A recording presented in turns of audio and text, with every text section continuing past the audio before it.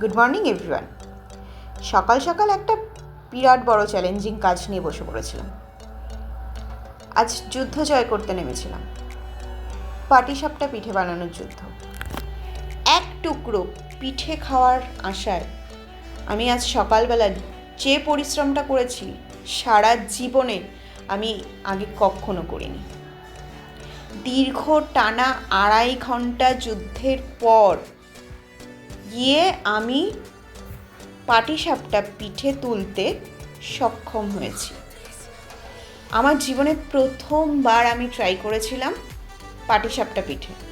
আমি সত্যিই ভাবিনি এটা আমি পাটিসাপটার যেটা শেপ হয় সেটা আমি সত্যি করতে পারবো, আমি পিঠে বানিয়ে খেতে পারবো। বাট আমি পেরেছি। পিঠে বানানো শেষে আমি নিজেই নিজের প্রেমে পড়ে গেছি।